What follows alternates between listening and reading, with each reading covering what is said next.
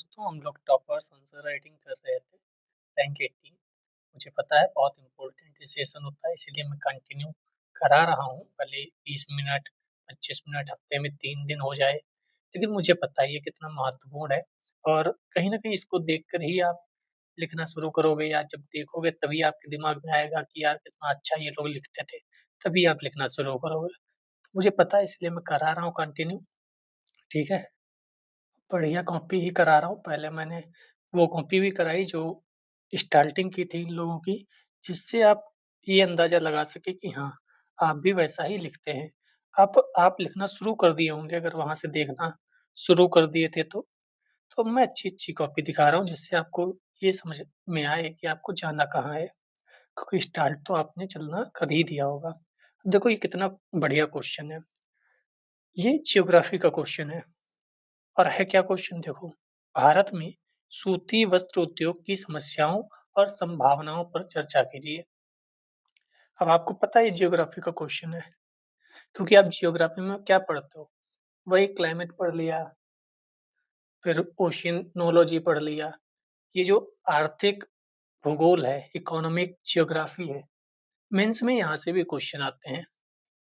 और ये बहुत इंपॉर्टेंट पार्ट है। 11th की एनसीईआरटी बहुत पढ़ते हो आप लोग, लेकिन ये कहाँ है, 11th एनसीईआरटी में मिलेगा क्या? नहीं मिलेगा। मैं हमेशा कहता हूँ कि जो चीज़ें कई बार यूट्यूब पर दिखाई जाती हैं, वह सच नहीं होती हैं। आप लोग प्रीलिम्स में 11th की एनसीईआरटी का बहुत क्वेश्चन आता है ज्योग्राफी से रिलेटेड। इतना हुआ मचा दिया 11th NCERT, 11th NCERT, 11th NCERT. कोई भी बुक लिस्ट कोई करा रहा हो, आप उसकी बुक लिस्ट रिसोर्सेज में वीडियो देखना। सोसाइटी कहाँ से पढ़नी है भाई? नहीं बता रहे होंगे। कहाँ से इंटरनल सिक्योरिटी करती है? नहीं बता रहे होंगे। आप देखिए जाकर। कुछ रेयर लोग होंगे जो बताएँगे। मैंने पूरा रिसोर्स इसीलिए कराया पहली बार। मैंने कई नोट्स बताए कि भाई कोचिंग के नोट्स खरीदो, कोई दिक्कत नहीं। पर रिसोर्स आपको कम से कम ये तो पता है कि चलो सोसाइटी की कोई किताब नहीं है, हमें कोचिंग के ही नोट्स खरीदने पड़ेंगे। वो फिर आपकी मर्ज़ी है, किसी भी कोचिंग के नोट्स खरीदो। तो भाई थोड़ा-सा ये ध्यान रखो जब रिसोर्सेज़ देखो कि बस सिर्फ़ प्रीलिम्स की बात कर रहे हैं या दोनों की बात कर रहे हैं। कहने को तो यूपीएससी की बुक लिस्ट बताते हैं, लेकिन उसमें आप polity, geography, economy, environment, science tech के बाद चुप हो जाते हैं। साइंस टेक की भी नहीं बताते। आप पूछो एथिक्स की किताब कहाँ से पढ़ेंगे? समझ में आया? तो ये भाषण क्यों दिया? जिससे आप 11th की एनसीईआरटी जियोग्राफी के साथ-साथ अन्य किताबें भी जियोग्राफी की पढ़ें। 12th की एनसीईआरटी, 10th की एनसीईआरटी, समझ में आया? क्योंकि 10th की एनसीईआरटी में भी ठीक-ठाक मटेरियल है और 12th की एनसीईआरटी में भी ठीक-ठाक मटेरियल है। तो सिर्फ़ एक किताब के पीछे मत भागो, क्योंकि प्रीलिम्स ही नहीं निकालना है, मेंस भी निकालना है। देखते हैं क्या लिखा? भारत में सूती वस्त्र उद्योग की समस्याओं और संभावनाओं। तो पहले तो इन्होंने बता दिया कि सूती वस्त्र उद्योग कहाँ-कहाँ है। तो सबसे इम्पोर्टेंट एरिया तो यहाँ पर आपका अहमदाबाद इन्होंने लिखा होगा। अभी देखेंगे अहमदाबाद ही होगा। कानपुर में भी बढ़िया फैक्ट्री थी। ठीक है? बाकी इन्होंने काफ़ी जगह बताई हैं। तो मैप बनाना आसान है और इम्पोर्टेंट भी है जियोग्राफी में।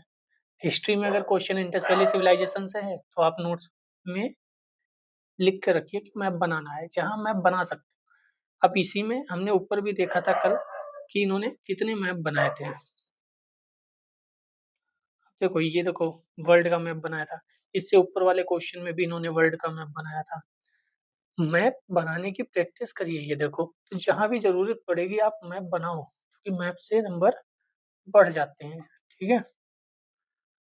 लिखा क्या है? तो भारत में सूती वस्त्र उद्योग एक प्रमुख स्थान रखता है, जो कृषि के बाद सबसे अधिक रोजगारदाता है, लगभग 40 मिलियन, एवं सकल घरेलू उत्पाद में 4% का योगदान है। तो पहले इन्होंने शुरुआत कहाँ से की? डेटा से शुरुआत की। आप कहाँ से शुरुआत कर सकते हो? क्योंकि स्टार्ट करना बहुत इम्पोर्टेंट है। तो आपको ये भी ध्यान रखना है कि आप कहाँ से स्टार्ट कर सकते हो। बेस्ट क्या हो सकता है? आप हो सकता है स्टार्ट इस यहाँ से करते कि अहमदाबाद और कानपुर या अन्य क्षेत्र सूती वस्त्र के लिए बहुत इम्पोर्टेंट है।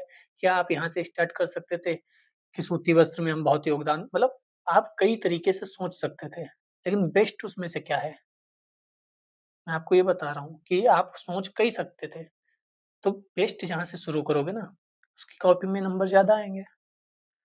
तो इन्होंने सबसे पहले बता दिया कि कृषि के बाद सबसे ज़्यादा रोज़गार यही देता है और जीडीपी में भी ठीक-ठाक योगदान है।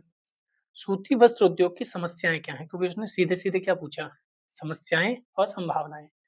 समस्याएँ उसी को मैं सॉल्व करवा दूँगा तो संभावनाएँ हो जाएँगी। पहला तो विखंडित क्षेत्र है।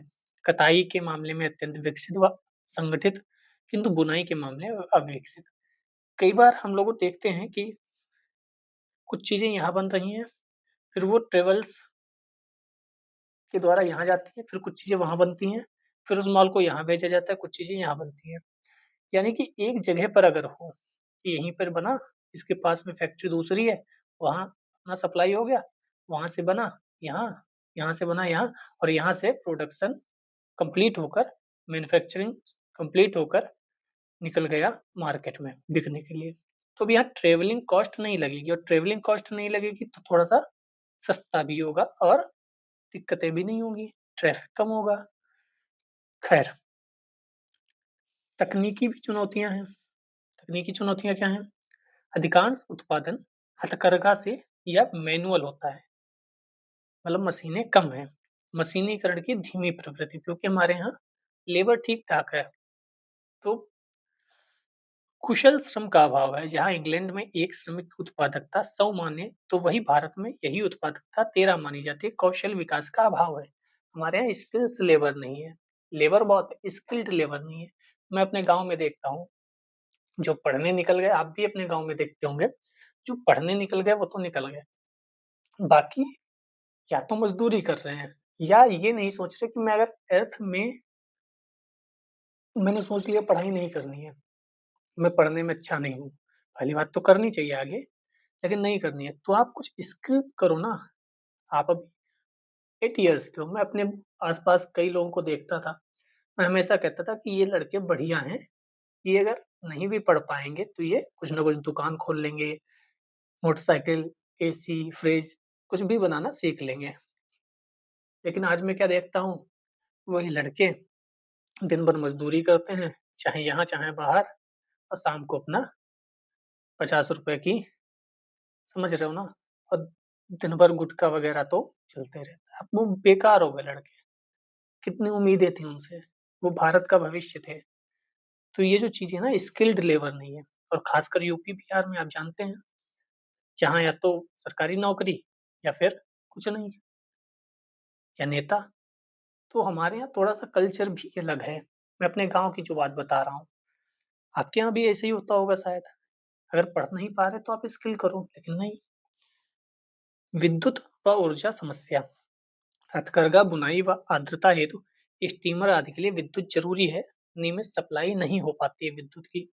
जैसे अभी आपने बिहार का कुछ चर्चा सुनी होगी, ₹1 में ज़मीन बेच दी, फलाना-ढिमाका जो भी हुआ।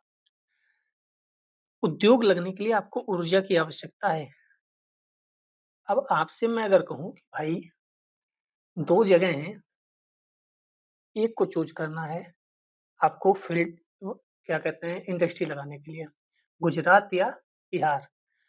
तो अधिकतर लोग गुजरात चुनेंगे क्योंकि जो बिहार का भूतकाल रहा है वो बहुत खराब रहा है। लोगों की इमेज जो है या लोगों को बताया जाता है जो भी हो समस्या। अब ऊर्जा के लिए कोई अगर फैक्ट्री लगेगी तो उसको सस्ते में आपको ज़मीन देनी पड़ेगी और ज़मीन की जो समस्या है वह 1950 से ही शुरू हो गई थी। अब पहला संविधान संशोधन देखो तो किस वजह से हुआ था। पॉलिटी की क्लास हम करा रहे हैं, आप जाकर एक बार गो थ्रू हो जाइए चैनल से आपको बहुत कुछ आपके मतलब का मिल जाएगा।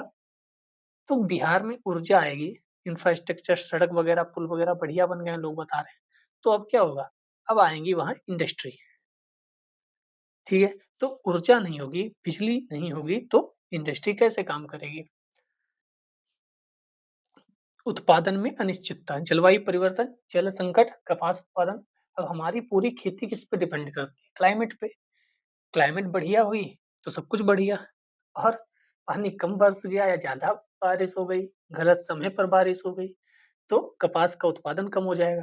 जैसे ही उत्पादन कम होगा, वैसे ही आगे की पूरी चेन गड़बड़ हो जाएगी, क्योंकि कपास के उत्पादन से ही आगे की चेन चलेगी ना। यहीं से कम सप्लाई हुई, तो आगे कम सप्लाई हो गई। अब कम सप्लाई है, तो आपके पास लेबर ज़्यादा है, वो करेंगे क्या? कई बार लेबर को भी निकालना पड़ जाएगा। हड़तालें व श्रमिक संघ 1980 के दशक की हड़तालों से आज तक उबर नहीं पाए। आप अभी नहीं, जब महात्मा गांधी जी आए थे चंपारण और खेड़ा, तब भी आप अहमदाबाद में देखे होंगे। तब भी आंदोलन और वो सब थी, चीजें दिक्कत थी। तो श्रमिक और इंडस्ट्री कई बार चलता रहता है। हालांकि ये जो लोकतांत्रिक देश होते हैं उसमें थोड़ा सा कम होता है, क्योंकि सरकार कुछ ना कुछ कर सकती है बीच में थोड़ा बहुत, लेकिन होता तो है ही। हमारे नवाचार का अभाव है। कृत्रिम रेशे से प्रतिस्पर्धा बढ़ गई है। नवाचार, आप इजराइल जरा सा देश है, देखो कितना नवाचार होता है। अपने यहाँ नहीं, अपने यहाँ समस्या वही है। चलिए छोड़ते हैं। संभावनाएं, अब संभावनाएं क्या है? कपास उत्पादन में वृद्धि करो, ठीक है, कच्चे माल की समस्या ना रहे, ऐसा कुछ करो। आप बीज में कुछ ऐसा कर सकते हो कि वो प्रोडक्शन बढ़िया हो, क्योंकि आप जानते हो बांग्लादेश बहुत ज्यादा वस्त्र निर्यात करता है। हम अगर बढ़िया और सस्ता उत्पादन करें तो हम ये बांग्लादेश को टक्कर देना है। ठीक है, बांग्लादेश की बहुत ज्यादा जो एक्सपोर्ट होता है वह वस्त्र ही होते हैं, और हम अगर कर लेना तो हम बहुत फायदे में रहेंगे। अनुकूल सरकारी नीतियां बनाई जाएं, जैसे पीएम कौशल विकास योजना जो 2015 में जुलाई में शुरू हुई थी, उसको थोड़ा सा हथकरघा क्षेत्र विकास योजना, इंडियन हैंडलूम ब्रांड, कस्तूरी कॉटन ब्रांड क्षेत्र को संगठित करने पर जोर दिया जाए। बुनाई के क्षेत्र में निर्यात पर बल दिया जाना चाहिए। उत्पाद में विविधीकरण करो, सूती, कृत्रिम रेशा को मिश्रित कर दो। इकोनॉमी ऑफ स्किल पर महत्व, अब देखो कितनी चीजें ये लोग लिख रहे हैं। महिलाओं की श्रम जागरूकता पर बल दो, महिलाओं को उसमें प्रवेश दिलाओ। महिलाओं को जब इकोनॉमी में बूस्ट होगा, जब महिलाएं आएंगी, ठीक है, महिलाओं को अगर आप रोजगार देते हो तो महिला सशक्तिकरण भी हो रहा है। आपके इकोनॉमी के साथ साथ जियोग्राफी से इकोनॉमी कनेक्ट हुई, और इकोनॉमी के साथ साथ आप सोसाइटी कनेक्ट कर दोगे, सोशल जस्टिस कनेक्ट कर लोगे, ठीक है। सूक्ष्म लघु उद्योगों को जोड़ना, एमएसएमई सेक्टर, बड़ी कंपनी है उसको एमएसएमई सेक्टर थोड़ा थोड़ा माल पहुंचा सकते हैं।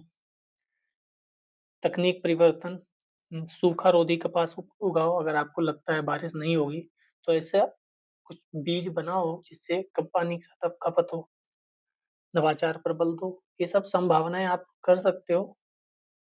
अब अगला क्वेश्चन देखते हैं क्या है। जहाँ भारतीय शहर तेजी से बढ़ती जनसंख्या के साथ द्रुत शहरीकरण के दौर से गुजर रहे हैं, वहीं राज्य की नीतियां और कार्रवाइयां संबंधित चुनौतियों से निपटने के लिए अपर्याप्त सिद्ध हो रही हैं। विश्लेषण कीजिए। शहरीकरण हमेशा एक टॉपिक रहा है आपके प्रीलिम्स और मेंस दोनों में, ठीक है। शहरीकरण जो है वो मेंस में ज्यादा आता है। आप जब GS1 देखोगे, समाज सोसाइटी जो है, उसमें एक आपको पॉइंट मिलेगा 9th नंबर पर, सॉरी 7th नंबर पर, महिलाओं की भूमिका और महिला संगठन, जनसंख्या एवं संबद्ध मुद्दे, गरीबी और विकासात्मक विषय, और शहरीकरण, उनकी समस्याएं, तथ्य उपाय। अब ये 7th नंबर टॉपिक है, मुझे कैसे पता? मेरे सामने लगा है। अभी भी आपने सिलेबस सामने नहीं लगाया है तो वीडियो बंद करो, सो जाओ जाके आराम से। या रटा है तो अलग बात है, फिर भी लगाओ, क्योंकि रटा भी भूल सकते हो ना, सामने रहेगा तो याद रहेगी। शहरीकरण से तात्पर्य लोगों का शहरों की ओर जाना है। आप दिल्ली देख लो, कितना उसका जो घनत्व है वो कितना है। एक तरफ लद्दाख का घनत्व कितना है, दिल्ली का घनत्व आप सुनोगे तो आप हतप्रभ रह जाओगे। शहरीकरण से तात्पर्य लोगों का शहरों की ओर जाना, वहां बसना, वहां की अंतर क्रियाओं व गतिविधियों में भाग लेना, व शहरी मूल्यों का अपनाना आदि क्रियाओं से है। भारत की शहरी जनसंख्या 2011 की जनगणना के अनुसार 31% से बढ़कर 2030 में 40% होने का अनुमान है। मुझे लगता है इससे भी ज्यादा हो जाएगी। मैं ही शहर आ गया गांव से, मेरे सभी भाई शहर में हैं, ठीक है। आपके भी कई रिश्तेदार, मेरे रिश्तेदार में जो भाई हैं वो भी शहर में हैं। सब शहर में जा रहे हैं, क्यों जा रहे हैं? क्योंकि रोजगार वहाँ है। वर्ल्ड पॉपुलेशन प्रोस्पेक्ट्स यानी कि आपको डेटा लिखा होना चाहिए, आपकी कॉपी में रटा होना चाहिए। तीव्र शहरीकरण चुनौतियाँ क्या हैं? तो पहली बात तो जनसंख्या ही वृद्धि हो रही है। नगरीय संकुलों का अविस्तार, वो दिल्ली इतनी है, अब वो इधर यूपी है, उधर हरियाणा है, उधर राजस्थान है, बढ़े कहाँ दिल्ली?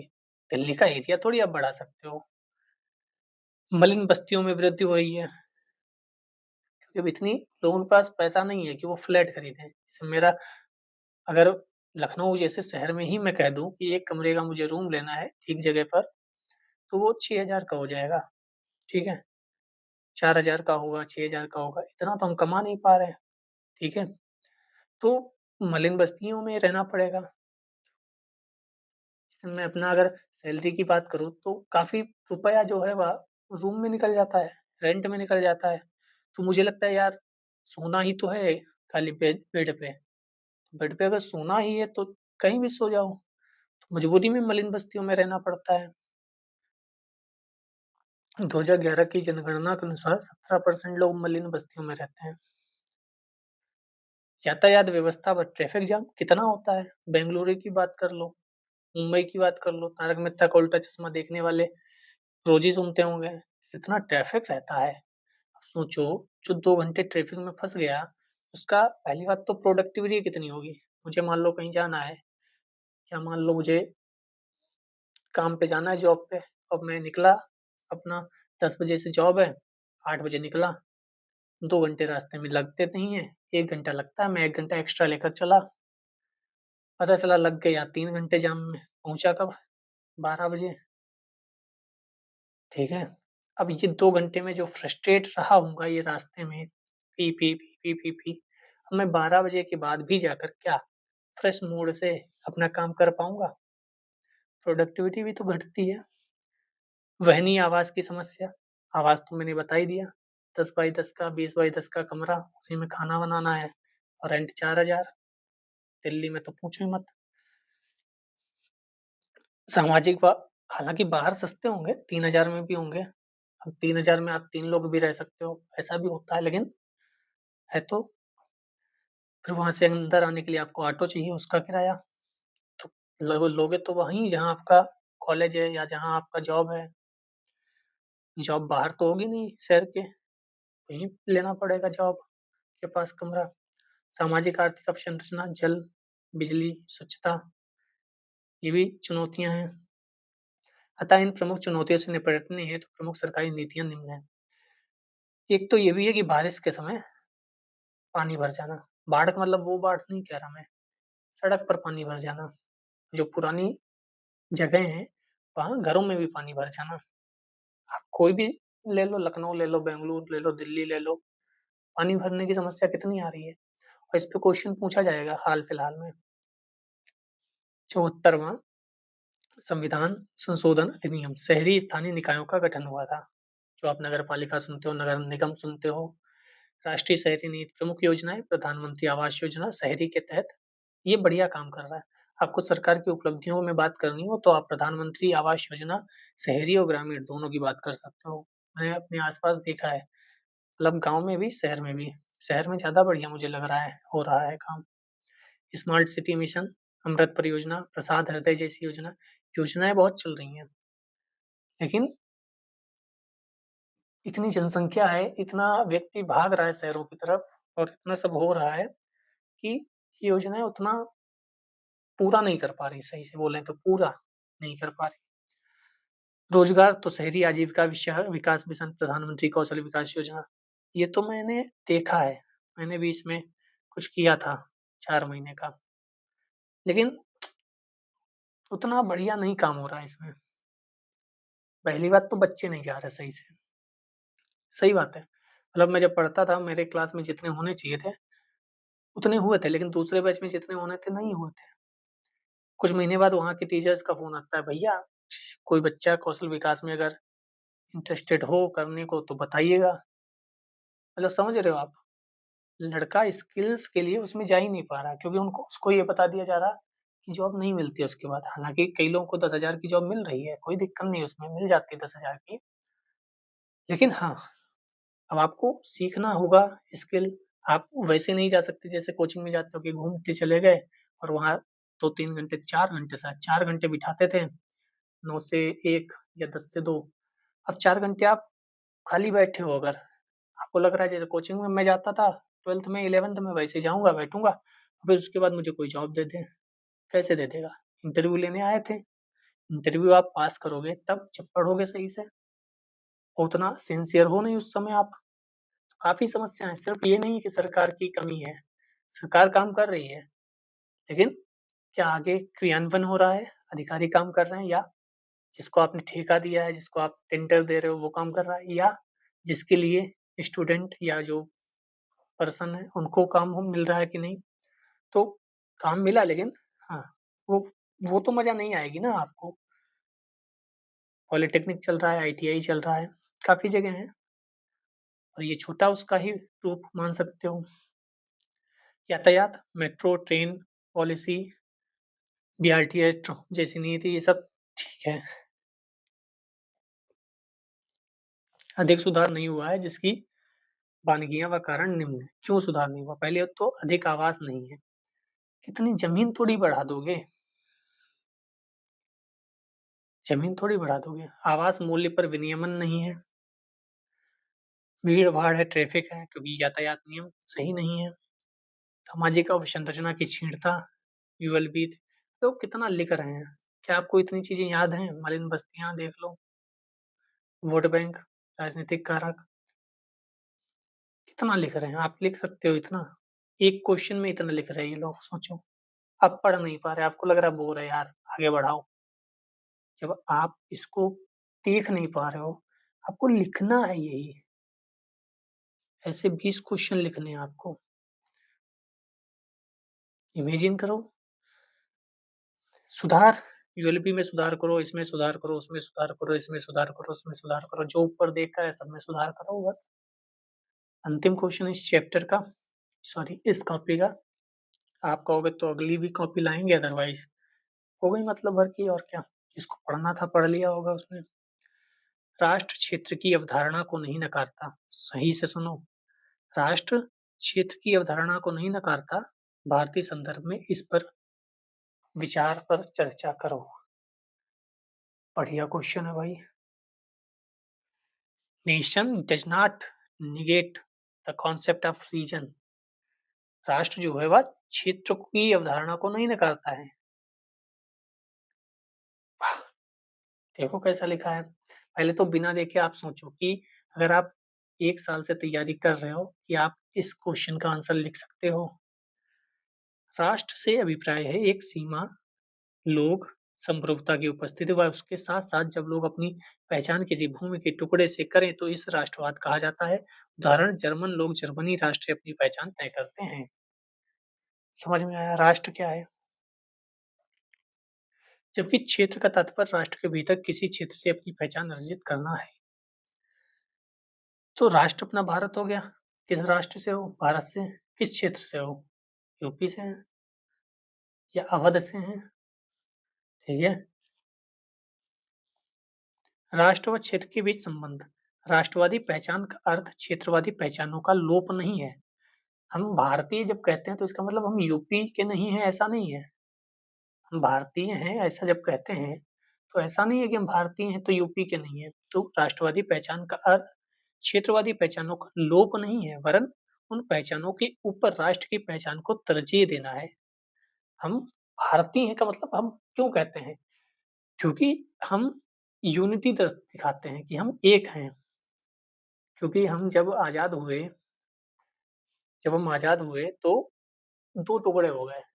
अब 2 टुकड़े ना हों, क्षेत्र में बँटकर, जाति में बँटकर, धर्म में बँटकर, तो हमें एक ही राष्ट्रीयता अपनानी ज़रूरी थी, भारतीय, और हम भारतीय हैं,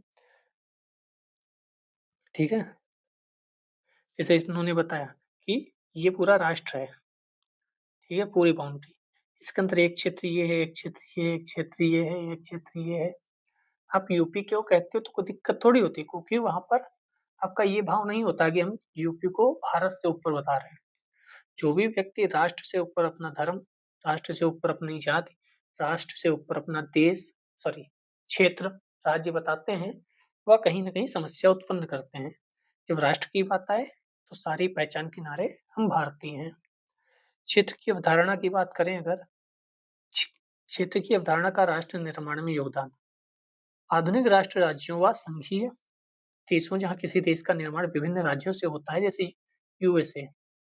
इसको मैंने पॉलिटी की क्लासेस में बहुत अच्छे से एक्सप्लेन किया जब संघ एवं इसका राज्य पढ़ रहे थे, चैप्टर 2 था।